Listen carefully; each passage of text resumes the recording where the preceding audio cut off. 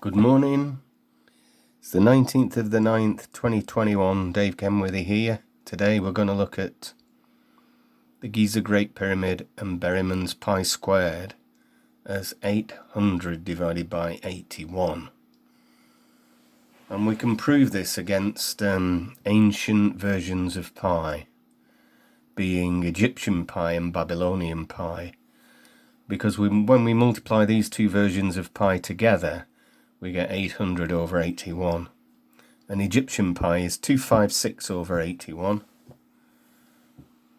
And Babylonian pi, well, it can be 100 over 32, but if we multiply both by 8, we get 800 over 256, 3.125, and that's Egyptian pi. And I think we have to remember that Egyptian pi is 4 over 3 times 4 over 3 times 4 over 3 times 4 over 3. I think that's right. Yes. So it's quite a complex version of pi. And it's obviously that arrangement for a reason. The designers knew exactly what they were doing when they designed it as 256 over 81. Now the Babylonian pi and Egyptian pi multiplied together give us 204,800 divided by 20736. And anyone interested in ancient metrology will immediately recognise the importance of that number. And the decimal version is 9.87654321, which is a surprise, not something the ancient Egyptians would have known, because they didn't have decimal notation, they used fractional notation. But nevertheless, it's a big surprise to see that number like that.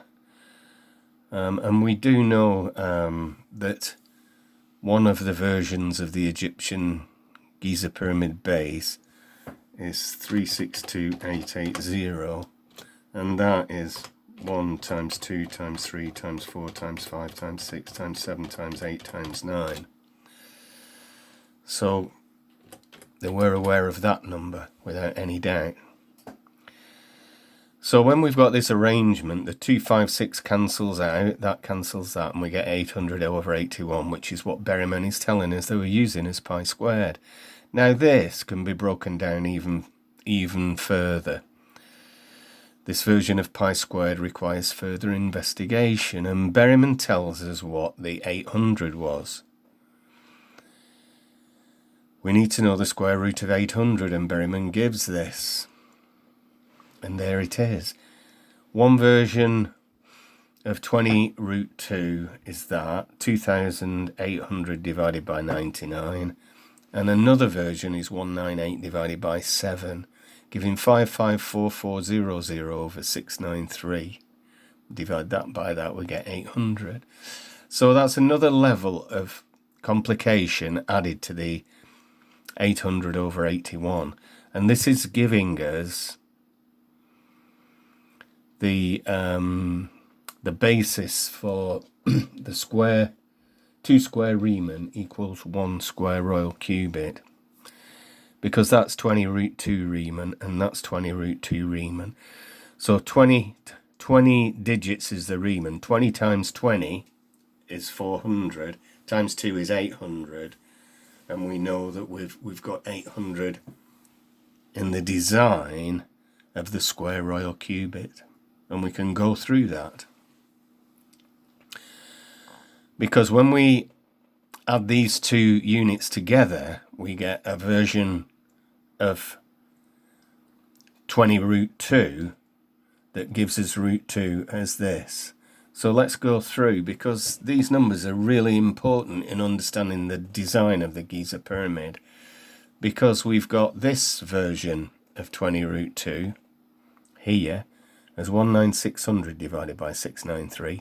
What we're doing is we're adding these two together. So we have to put a common factor in, and it's this 693. So I'm multiplying 2,800 here by 7. So 2,800 by 7, 693 stays the same. And here we've got 198 times 99. So we're factoring everything to 693. And we've still got the same units, but we can now add them together because they're the same fractionally. And we get 39202, which is that plus that, divided by that, multiplied by 2, which is 1386. Giving a version of 20 root 2 of that, divide by 20, and we get that. And then we bring in here an actual version of square root 2 from this program, and it's the same. If we pull it out, we'll see that it changes 1, 2, 3, 4, 5, 6, 7 on the 9th decimal place.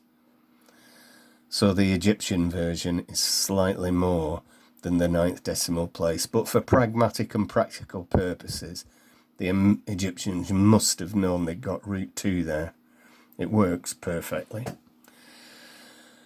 So we're getting into the nitty-gritty of what's going on here, because this is giving us 800, and we know 800 divided by 81 is pi squared. So pi is root 800 divided by 9. And root 800 can be split like this. So pi squared is 2,800 divided by that times 9, which is 891. And that's one version of pi. The other version of pi is 198. Multiply 7 by 9, we get 63. That's the other version of pi. And this is pi squared as 800 over 81. But in this case, it's 554400 divided by 56133. Now, this is what the Egyptians knew, according to Berriman. And there's no reason to doubt it when we look at this. But we can take it further, because we can get the square royal cubic, because we've worked out root 2. We've got to know root 2 to be able to calculate the square royal cubic. And we know that that's 20 root 2 digits. And we know the digit is 0.729. So we multiply that by 0.729, we get this version of the cubit that we've discussed in the previous presentations. And we multiply that by 0.7291666 recurring, we get that. Multiply that by that, and that's the square royal cubit using this version of root 2, not the one that we know mathematically as being extremely close to root 2. You can never actually get it because it's an infinite string. But that is so close that it gives us this. So the Egyptians had worked it out. Now, what we've got here are two different versions of pi. One is base 7 over base 11. 81 times 11 is 891. The other one is base 11. 18 times 11 is 198. And 9 times 7 is there. So we can see that they've flipped the prime numbers to give this version of 800 over 81 as pi squared. So they're using two versions of pi, and we are only really familiar with this one as 22 over 7. The other one's hidden, but it's there in this calculation of the royal cubic, and we need to be aware of it. And I think it's a mistake to think that because these complicated calculations are a surprise to us, that we can't attribute them to the Egyptians, because we can.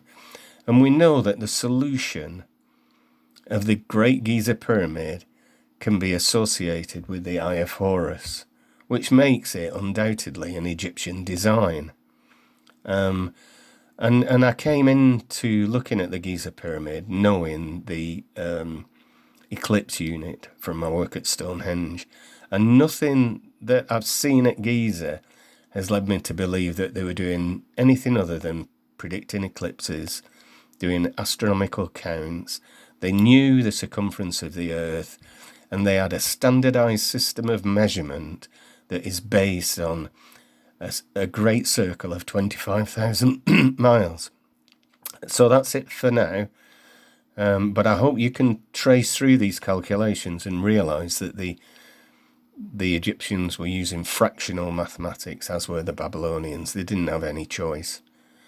And that's it for now, so thank you.